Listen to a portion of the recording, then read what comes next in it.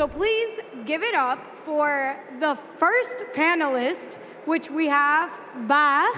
He's the CBO at Invity. Clap, everybody, come on. There we go, we got Bach over here. Ooh, ooh. Now we got Rogzy from Plan B Network and Découvre Bitcoin. Let's go.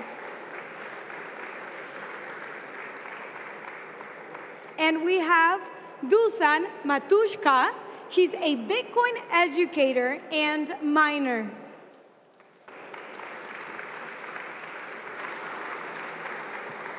As a moderator, we have Giorgio Rasetto. He's the co-founder and president of Bitpolito. All right, get ready to learn from the best. The stage is all yours, guys.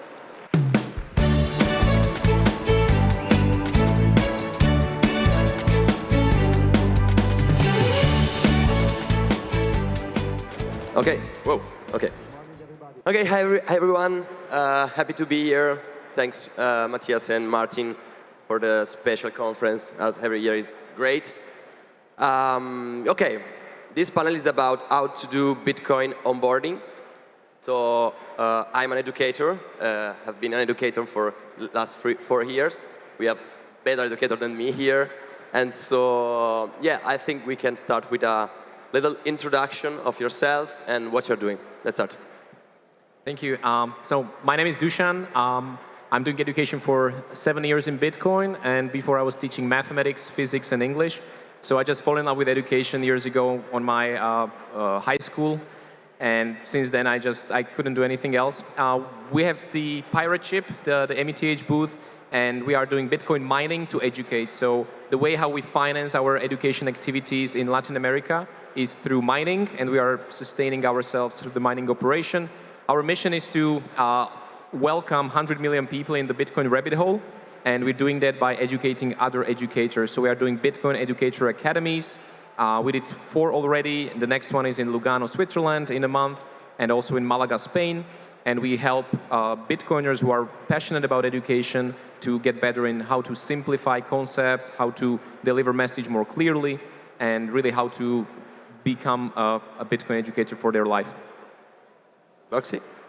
Hello, everyone. My name is Rogzy. I'm the founder of Plan B Network and Découvre Bitcoin, and I've been an educator for the past 7 years, I think. I started as many educator, just teaching the people in my town. Then I started the podcast, then a YouTube channel, and then I thought that if we wanted to scale, we should have better tools. And so now with Plan B Network, what we try to build is basically a network of educators around the world that can use efficient tools to teach, pre-packed courses to be taught, and really move the needle in their own community. So we try to help the local community get better in their Bitcoin journey, to onboard their friends and their family, and basically educate the world, a bit like Dušan, by teaching the educators. But we don't teach them, we give them the tools for them to teach efficiently. Bach? Hi everyone, I'm Bach. Unlike my fellow panelists and MC here, I am not an educator by myself. I'm responsible for the business department of Invity, which is a sister company of Trezor. And what we are doing right now is we have made an app that focuses on onboarding newbies into Bitcoin. We've made our own on-ramp and off-ramp for that purpose. Great, great. Okay, so this panel discussion will explore, let's say, the various strategies, challenges about Bitcoin education and solution. Yeah, we want to discover some solutions to effectively introducing new people to Bitcoin.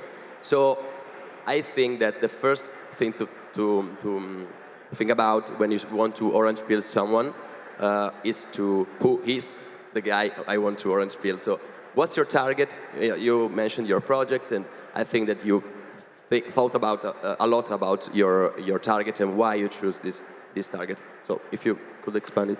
So we have like 2 geographical audiences. One is in Central Europe.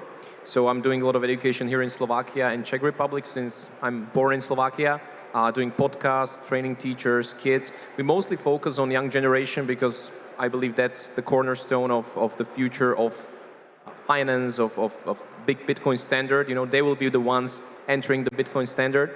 So we work a lot with kids. I translated a couple of books into Slovak language about Bitcoin and we spread them around the schools.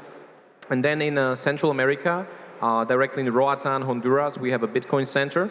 So we're focusing on educating on the grounds, going to schools. On Roatan is the island, also mainland Honduras. And I try to travel around Central America and Paraguay as well, where we are mining. So we try to do some education there as well. Okay, and you've been, I think, also in USA or other parts of the world. And why you choose especially South America for do what you do? Yeah, so once, we were born here in Central Europe, and things work here in a sense. You don't have any problems to open bank accounts, to move money around. But once I started to travel across South America and Central America, I realized things work differently there. On Roatan, there are like 2 times a month, there is a payday.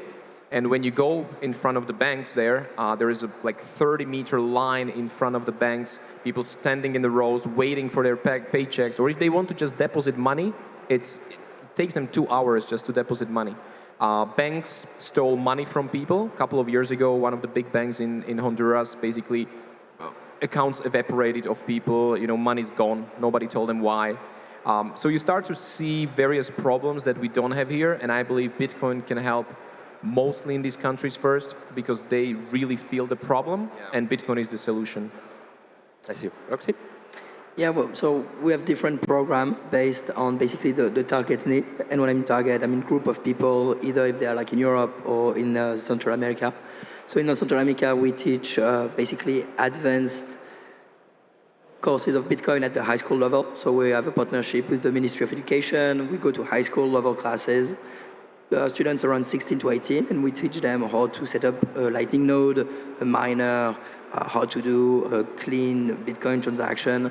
So we teach them on that more engineering level for them after to go do developer courses, engineering university type of parkour, with already the preset in mind that Bitcoin is a future career path. We've started last year. We have a pilot on 7 schools, and next year we're going to do 50. So that is really one curriculum. Then in Lugano, we're running a business Bitcoin school for CFO, designer, product manager. So in that one, we try to basically bring Bitcoin to people that are not technical but want to join the industry. So we want talented CFO, but we need to teach them Bitcoin. And then the rest of the classes are mostly online. In that case, they are just from beginners to advanced. So we have more than 20 courses on the platform, and every course is translated in every languages. We have 7, including Japanese and Vietnamese. So we try to basically break the barrier of entry of anyone in the world with free online translated courses, open source. And for people that need more specific help, like the government of El Salvador, or people in rich country like Lugano, which is a really expensive city, we have on-demand specific courses for them. Yeah, you mentioned a lot of different targets, and what's your strategy to manage these different targets? Because you have to deliver something, and it's difficult to deliver something managing different targets. Yeah, the lucky thing with Bitcoin and educators, and I think Dušan can approve, is that becoming a Bitcoin educator is accessible to all of you. It's just a question of will, and we just have to teach you. Dušan is doing an amazing job. So when we have a new demand, when we have a new company or a new country, let's say, that wants to do specific Bitcoin courses, we try to figure out who is the best educator we could put on the project, and we give him the freedom to teach what he thinks is the right thing to teach. So, for example, in El Salvador, it's someone called Pupusas, if you want to follow him. He's doing the whole curriculum. He has modified it, and every time he goes to a new school, he rechanged the curriculum because he learns from the mistakes, from the interaction with the students. So after 5 schools now, he has a pretty clear curriculum with exercise and practical use case for the students to not be bored. I could not have done that because I don't have the time, and I'm not with the students every time. But he is. So he is the best teacher and the best person suited to create the curriculum. So every time we have a new demand, we try to figure out who is the right person to put. And of course, we're not going to put a super cypherpunk Giacomo with politicians and regulators. We're going to put someone that is more oriented to that profile. So it's more like a matching of teachers to profile. I see. Bach? Yeah, so we as Invity, we are operating only here in Europe, mainly because, as Dušan said, certain things just work here. And we think that there's still, while Bitcoin is more spread around here, there's still enough people, a lot of people that don't know anything about it. So we can try to help them this way. However, I know that within our holding, we have Trezor, and there is this initiative, Trezor Academy, which is focusing entirely on Africa. I don't exactly know in which country exactly, but I know that the Trezor Academy has been sponsoring Bitcoin at the projects there, something like these. I see. Okay, we all know that Bitcoin is tough to learn and tough to teach, you know. So the problem is that when you have different targets, as you mentioned in this round, it's difficult to use the same strategy. So what's your strategy for your targets? From what you start from for introducing Bitcoin? What's your general strategy? It depends on, of course, maybe Rogzy, it depends on, for you, on the different targets. And so to these people, I start with this, and the other, I start with the other. What's your general strategy? The first topic. So if I look back to Roatan, we had a couple of problems initially with some schools that were very skeptical to Bitcoin because there used to be a lot of scams on Roatan, not only crypto related, but various, a lot of people just come in, scam people and leave. So when we went to schools and we told them, we are doing this education, they were first very skeptical. And we told them, look, we don't need to mention Bitcoin and to teach Bitcoin. If you want us, we can only teach financial literacy, monetary literacy, and make sure that kids understand what is money, what's the history of money, how money works, how money doesn't work in general. And then they were much more open to it. And we even suggested hey guys, we can even do, before we go to your students, we can even do a workshop for you as teachers and parents as well. So we did a couple of them, and in the end they told us, hey guys, we love what you're doing. You can teach our kids Bitcoin because we love the approach, we understand why. So, but we always start with understanding money first, so going through history of money, what happened, 1971, Yap Island, Roman times, how money was devalued and destroyed over time. And then suddenly the Bitcoin becomes the solution, because if we just start with Bitcoin as the solution and we don't know the problem, it doesn't make sense. And the other approach is really understanding the problem, speaking to people, because we have the Bitcoin Center on Roatan that's open during the week, and people come there, they're interested. I heard about Bitcoin, it's in El Salvador, what is it, how it works? So first of all, we try to do a little diagnostics of understanding the situation of the person, and most of the time they have problems with the banks. They understand that there is an inflation, the money in the bank is not their money. So, and if we understand their situation well enough, we can communicate much better about okay, this is how Bitcoin can help you solve that, right? So starting understanding the problems and going through the monetary literacy first. Okay, so you basically start with why. Yeah, that's a classical approach. It's a classical approach to understand anything, by the way. So if you want to understand something, why, how, and what, no? So, but I see your point, but why Bitcoin is an economical topic. So you have to let's say, take something on Austrian economics and on inflation, and especially in Italy. I live in Italy. There's no financial education at all at school, so people don't know what inflation is basically. So to these people, what's your strategy to introduce them and let them understand why is that important to understand inflation, and so the problem and then the solution? For example, one interesting workshop we did on Roatan, there is a very interesting community called Garifuna community, and they're one of the only black communities that were never enslaved. They were brought from Africa 250 years ago to St. Vincent, and they were very fighting to be enslaved, and they managed to escape and end up on Roatan. It's a very a cultural heritage. UNESCO is protecting them because they have their own culture. Amazing group of people. They have their own village there. And when I went there to do a workshop on Bitcoin, because they asked us to do some education, I really tried to understand their points of view, their history. So I completely changed my slides based on what I learned about them, and really went into how Bitcoin is fighting the oppression in various regimes around the world. And you could see like the spark in their eyes, and you can see like the passion, and they were like, this makes so much sense to them.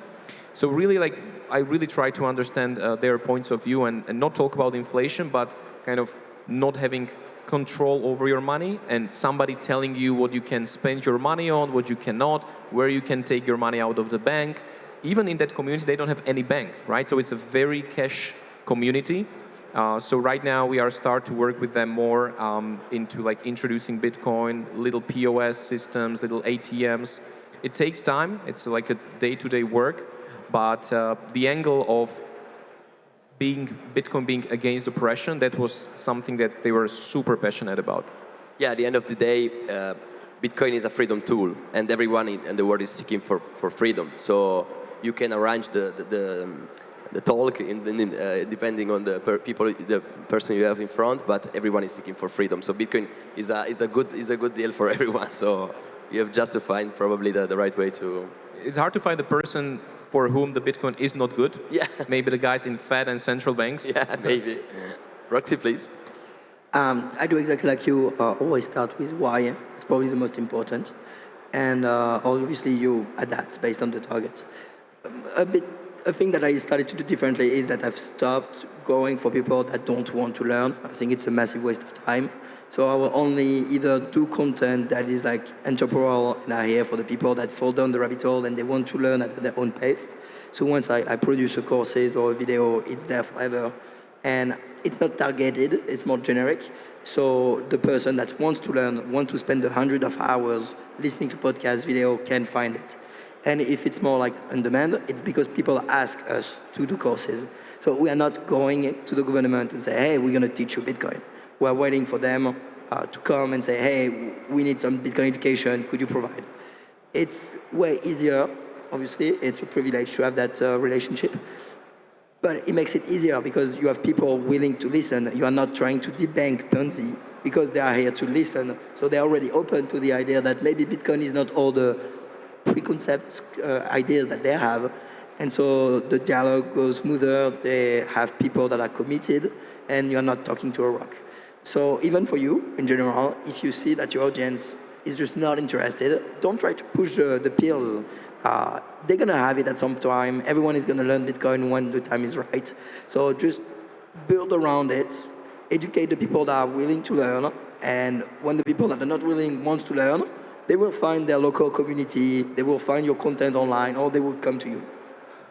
I totally agree with Rogzy in that, and I learned over the course of my education journey that trying to push some education doesn't work that much, and that's why also we try to charge something when we, of course not for schools, but we have open classes, and they are not free. They are like, I think it's $15, and in these $15, like you have a 2-hour class, $5 you get back in Bitcoin when we set up a wallet, and for $5 you have like consumption, you can get a coffee and something. But the monetary aspect is very important because if people don't value the content, they don't listen, they don't care, right? So we try to really play also with this monetary aspect of it. There is this saying like, if people don't pay, they don't pay attention. And I saw it many times when they tried to do free events, people either didn't show up or it was super hard to do it. When you charge them at least something, their focus completely changes, their attention changes, and suddenly you make work for them. Like they benefit in the end, right? It's not about your $5 that you're getting out of it. It's about their attention, and they will remember. So, yeah, focusing on people who want to learn, it's super crucial. That's quite an interesting topic that we can discuss about it because each of us, of course, is kind of very, very motivated by Bitcoin. We have this mission. We want everyone to learn Bitcoin, and so we are open to also to do it for free. For example, I founded this students team, and it's 4 years. I never earned one sats, and it's fine.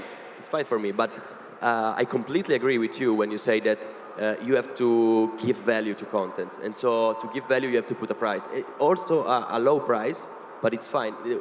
When people pay just 20, I don't know, €5 or whatever, they give value to the content, and it's a different approach. It's a different approach. So if you guys want to add more Yeah, definitely. I wanted to say that I agree completely with you. If you don't want to learn, you will never.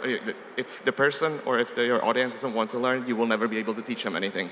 It works this way in primary school, secondary school, all the way up to adulthood. So you need to have that own incentive to actually be able to learn something, right?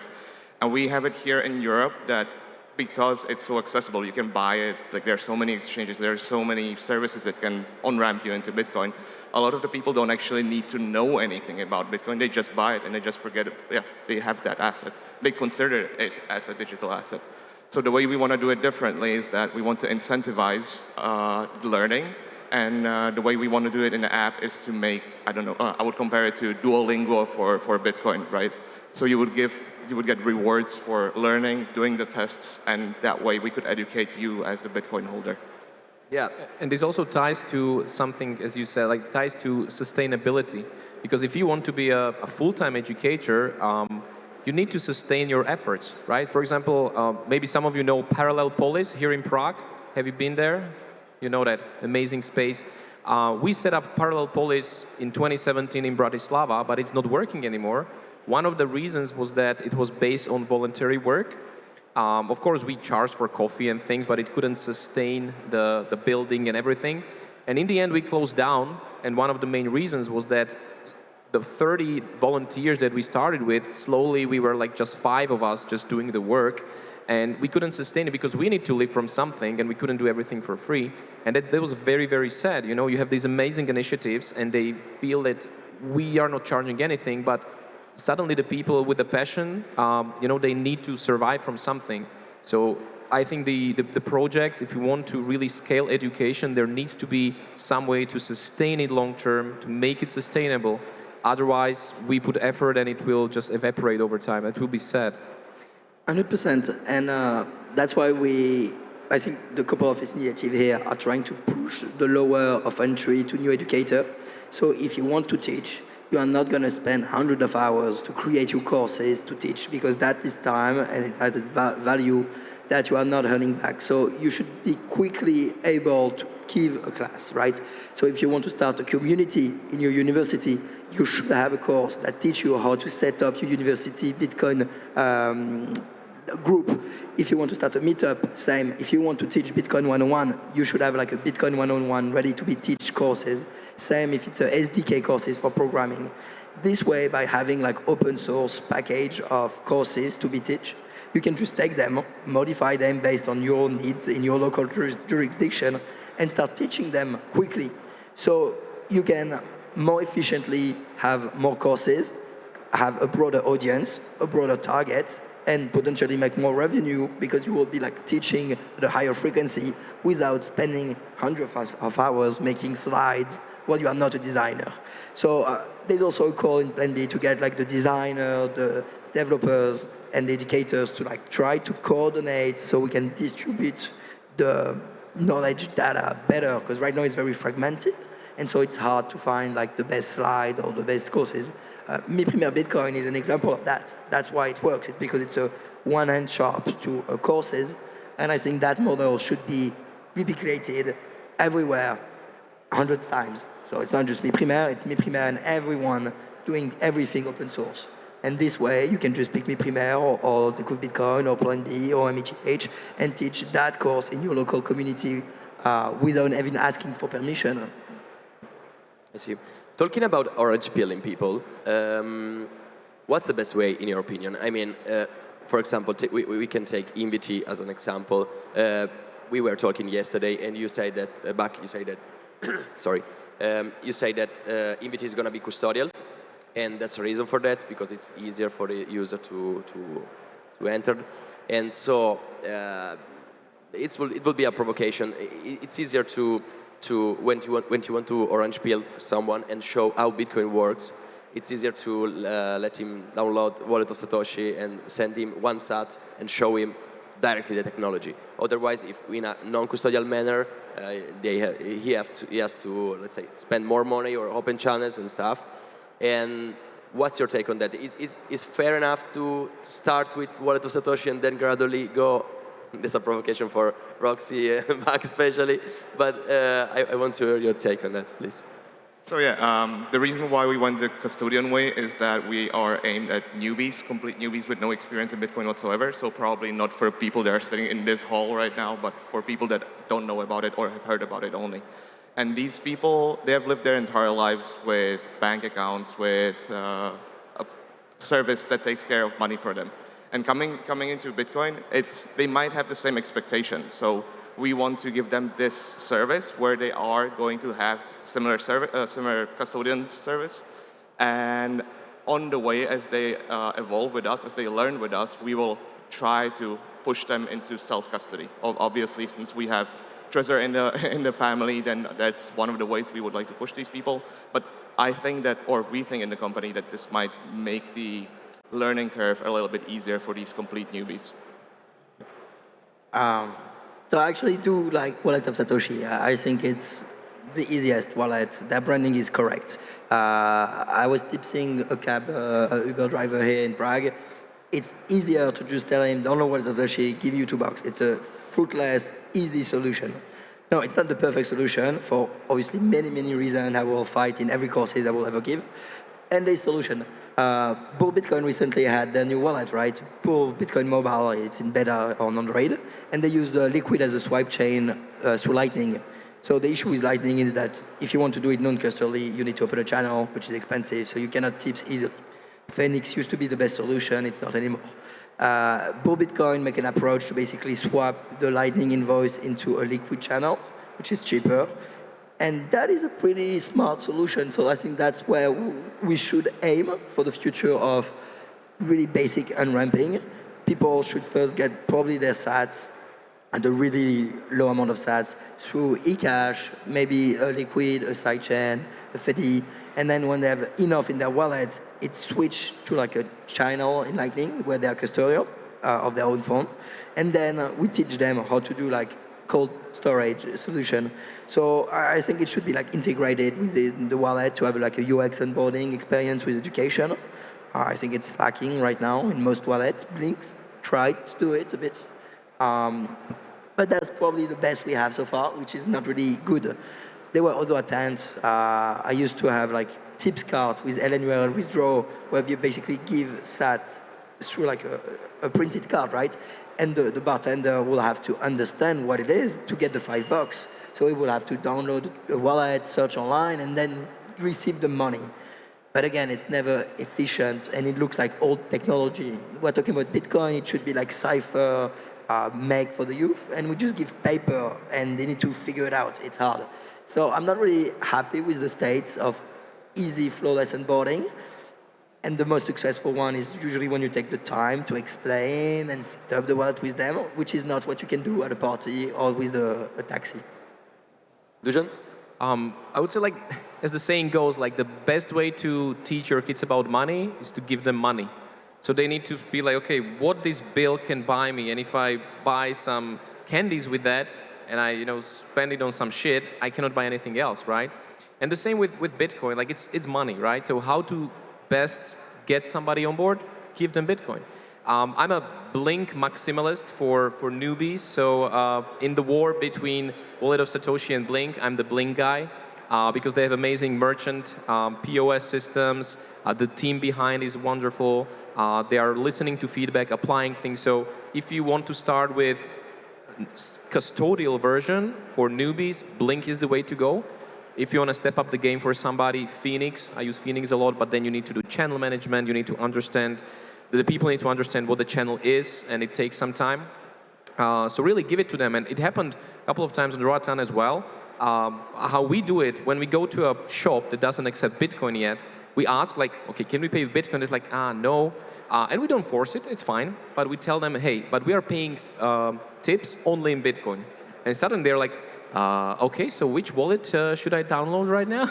Because suddenly if they want money, there's no other way, only Bitcoin. So we set them Blink, and happened to us many times that they came to us or they write us a message after Bitcoin went up, of course, like, hey, right now from these $20, I have $40. So when are you doing your next class, right? And this worked pretty well. But one thing, like to be cautious about it is when you're tipping somebody Bitcoin or giving somebody Bitcoin, I really don't recommend to do it in a way where it seems that you want to just like get rid of that, because then people are like, if Bitcoin is this good, why are you giving me that? Why you don't keep it for yourself? One of my friends, Alan Jackson, he's traveling across Central America. He's an amazing guy, private pilot, old guy, but wonderful. His strategy is, and he was on Roatan, we did it together, he was like, hey, so there's this Bitcoin thing. I will pay you tip only in Bitcoin, and the reason for that is like you did such a good service that I'm willing to spend this best money that I have to give you that. And suddenly the people are like, wow, thank you very much. So it changed completely the narrative. It completely changed the feeling of the whole transaction, and people are valuing the sats because they see the person giving it to them value it as well. And this kind of change can change dramatically the whole conversation. Wow, never heard about this Bitcoin tipping method to orange peel people, but it sounds good. It seems to work very fine. Yeah, talking about orange peeling people, let's put it in an anecdotal way. Could you guys please tell me your best orange peel, the best orange peel you gave? Bach, I'm going to add one more thing about tipping. I was talking to the bartenders yesterday upstairs, and they were like looking at wallet of Satoshi because somebody has tipped them in Bitcoin. They were really happy about that. And then we had a conversation for like 15 minutes, 20 minutes, and I was explaining to them like what Satoshi is, what Bitcoin is, and everything. So I think this could count as one of the stories. But I think the better one for me, anecdotal one, would be back in 2016 when I started working for Satoshi Labs. Most of my friends didn't think that that company is going to go anywhere. So I tried to explain to them, well, a few years later, they're all in Bitcoin. Rogzy? Orange pill story. I guess probably my co-founder. So he used to be a friend. When you discover Bitcoin, you talk Bitcoin every single day to everyone and anyone you don't know, even on the street, you will just randomly talk about Bitcoin, right? So I bothered all of my friends, and at some point I've stopped because they were fed of it. And years later, one of my best friends come back to me, and he's like, all right, I have some money, I finally have some saving, but I don't know what to do. And I'm like, dude, I've created 300 videos about Bitcoin. Like, why do you fucking ask me? And he left, and he came back. A year and a half later, he had multi-sig, he had a passphrase, he co-joined, he had his node. He didn't ever bother me anymore. He just followed the courses, did his own path, didn't trust me, and double-checked everything I had to say through different sources. And now he's building Plan B network with me as a co-founder. And it's like, damn, all right, so maybe this is the right thing to do. You know, you just put the seed and you let it grow on its own. And I thought that was a pretty good moment to see that he made it without my help directly. Well, semi-directly. Dušan? Yeah, when you were asking me that, I was like, okay, which one should I pick? And the one I like a lot is with my father. And it was about 20 years ago when we were in Croatia, and he fell in love, it was the first time we were in Croatia, and we fell in love with figs. You know the fruit figs, right? And he was like, damn, I need to get this to Slovakia. So he stole a little fig tree in Croatia, brought it to Slovakia, and we have it right now in the garden. It's a huge tree, and every year we have like dozens and dozens of kilos of figs. So he started to do fig jams out of them. And he was like, damn, I have like a full warehouse of fig jams. Like, what should I do with it? I'm like, start selling it. And I will promote it, but I will tell people to pay with Bitcoin. He was like, well, okay, let's try. So he sold about 300 gems for Bitcoin. And I set him up with a Phoenix wallet, and he was just getting, invoices in, and he was like, dude, this is really working. And right now he was with me on Roatan for 3 months. He was living there with us, and I bought a little catamaran. I'm doing sailing for 20 years, and he's taking care of the catamaran, and he's taking people on the ride, and he's charging them with Bitcoin as well. So people, when Bitrefill was there, the whole team, they were like, I don't know, dozens of people that was in a catamaran paying him with Bitcoin. So kind of giving him these little, examples that it works and people are willing to pay with. Right now, he's proud owner of Trezor, Phoenix Wallet. So I super love to see my father. He's right now here on the METH booth. So you might see him there in a cab. So he's a huge supporter right now. Wow, great stories, guys. Okay, let's conclude this panel with a provocation.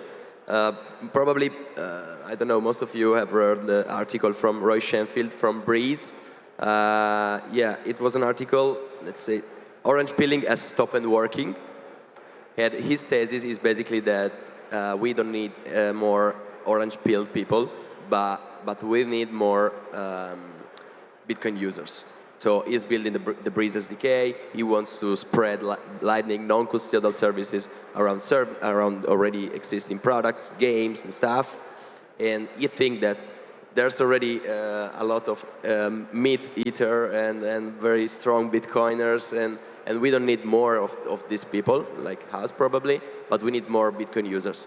What's your thought on that? Maybe Dušan, you can start. I was speaking in the morning on a Czech stage, and there was a similar question. And the narrative that I see right now, we're trying to push people into spending, and like we see the measurable as a number of transactions that's being done. And a lot of Bitcoiners or a lot of people think that holding Bitcoin is not using Bitcoin. For me, it is, because the money were growing initially as a store of value, right? So the first forms of money and the best forms of money that we ended up with were the ones who were storing the value the best, like the gold, right? The shells didn't work, the cows and fish didn't work as a store of value. So kind of not seeing store of value as using of money, I think that for me is wrong. And when we do the education for people who can save maybe $5 a month, $10 a month in very poor countries, forcing them like, hey, you're gonna be only Bitcoiner and user when you're gonna spend it. They're like, damn, I just learned about this Bitcoin. It's pretty cool, but my money is broken, so I want to save in Bitcoin. So forcing them to spend it is for me, it's not the way to have people, to have users. So for me, a user is already somebody who holds Bitcoin for themselves, stores value in it, and that for me is still enough. So just changing the mindset from Bitcoin as being it as a savings technology, that's the first step, and I don't need to push people into spending. And one day you grow maybe into a Bitcoiner who says, I don't want to accept anything else than Bitcoin. And then when you accept, it's so much easier for you to send. You know, my salary is only in Bitcoin, so for me spending Bitcoin, it's okay. It's so much easier than exchanging to fiat. I would rather spend Bitcoin. But if somebody is not earning Bitcoin and spending, let's say, 3, 5, 10% premium on getting it, of course, we cannot force them to pay with it because they are losing, right? So, so this is for me kind of like the narrative that I want to show more is like holding is using Bitcoin as well. So education first. Yeah. Starting with why and then go. Okay, we have 1 minute left, so. Yeah. I don't agree, but I think we should spend. So I'm a big believer in the spend all. I think you should spend your Bitcoin. And I think use case like change world that you can see there is what we need in the future. We should have more gadget/gaming onboarding system. So when you see a video game and you want to play, but you need sats, you'll try to get sats to play because you want to play. It gets you attractive. The same way that if you want to play pool or billboard in a bar, if you need to pay with sats to get it running, you will learn how to use it. So I think video game and small use case like that can be a really good onboarding system, and then you will learn how it works, right? You will try to figure out why am I using this currency and not another currency to play, and that will like make you think about, okay, but like, so it's the question of money. So what is money, etc. But basically, I think the application aspect, the gaming aspect, is what's going to onboard hundreds of millions of players in the world. Gamification as a I tool. think for me, gaming is one of the biggest industry in the world, and we haven't even penetrated 0.00001%. We have nothing Bitcoin and Lightning related in the gaming industry. Well, it's the youth, it's modern, it's connected to internet, there is currency in every video game. Why are they not on Lightning? So I think like I kind of agree with Roy that we can have a massive penetration if we use Bitcoin, and no one is doing it. So if you want to start a business, think about that. And yes, onboard through gamification. 20 seconds left, Bach. Yeah. I just want to say that it's basically the same with learning. You can't force people to do the certain things that you want them to do. So if they don't want to learn, they will not learn. If they don't want to spend Bitcoin, they will not spend that Bitcoin. But what we can do is we can incentivize spending Bitcoin. So for example, shops that accept Bitcoin, they can give discounts on Lightning payments, on Lightning payments, right? And that's, instead of like pushing them to do something that we want them to do, incentivize the action of which we want them to do. Okay, we are at the end. I hope this panel was helpful for you and was inspiring for you. And let's educate the world. Let's orange pill people. Thank you, guys. Thank you all. Thank you.